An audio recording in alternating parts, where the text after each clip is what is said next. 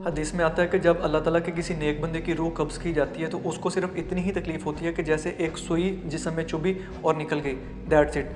और फरिश्ते उसको बड़े अच्छे तरीके से वेलकम करते हैं, बड़े प्रोटोकॉल के साथ उसकी रूह को लेकर जाते हैं और उसकी कब्र जो है वो बिल्कुल कुशादा हो जाती है, बहुत ज़्यादा खुल जाती है, रोशन हो जाती है। और इसी का बरक्स जब अल्लाह ताला के किसी नाफरमान बंदे की रूह कब्ज़ की जाती है, वो बंदा जिसने सारी उम्र अल्लाह ताला की नाफरमानी की, बेहयाई में ज़िंदगी गुजारी, तौबा इस्तग़फ़ार अल्लाह ताला से नहीं किया, ना नमाज़ पढ़ी, जब उसकी रूह कब्ज़ करने का वक्त आता है तो फरिश्ते बहुत ज़्यादा खौफनाक शक्ल की सूरत में उसकी तरफ आते हैं। वो इंसान उनको देख कर डर जाता है, चीखता है, चिल्लाता है। उसकी चीखों पुकार इतनी ज़्यादा शदीद होती है कि सिर्फ इंसान के अलावा तमाम चरिंद परिंद हैवानात उसकी चीखों पुकार को सुनते हैं और उसको घसीट कर लेकर जाया जाता है कब्र की तरफ। और जब वो कब्र में जाता है तो उसकी कब्र भी यूं एक दूसरे के साथ मिल जाती है, उसकी पसलियों को एक दूसरे के अंदर दसा देती है। तो नफ्सिन ज़ायक़ातुल मौत, हर इंसान ने, हर जानदार ने मौत का जायका चखना है और इस दुनिया की सबसे बड़ी अटल हकीकत ही है।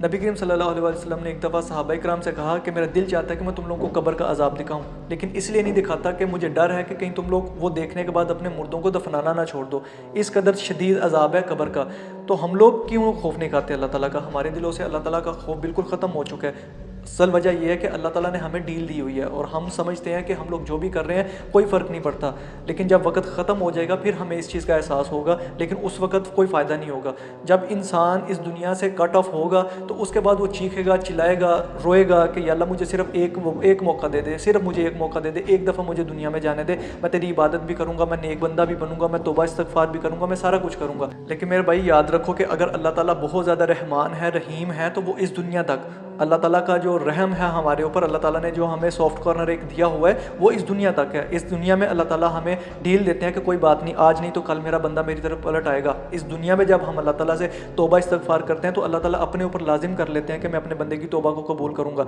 लेकिन जो ही ये वक्त ख़त्म हुआ, इस दुनिया से हम कट ऑफ हुए, तो उसके बाद कोई वक्त नहीं है, उसके बाद अल्लाह ताला का कोई वादा नहीं है अपने बंदे के साथ, उसके बाद किसी की कोई तौबा कबूल नहीं होगी। सिर्फ वक्त यही है जब तक हमारी सांसें चल रही हैं कि हम अल्लाह ताला की तरफ वापस रुजू लें, बुराइयों को छोड़ दें और अल्लाह ताला से माफ़ी मांग लें। लेकिन जब ये वक्त ख़त्म हो गया तो उसके बाद हम चीखें, चिल्लाएं, रोएं, जो मर्ज़ी करें, फिर उसके बाद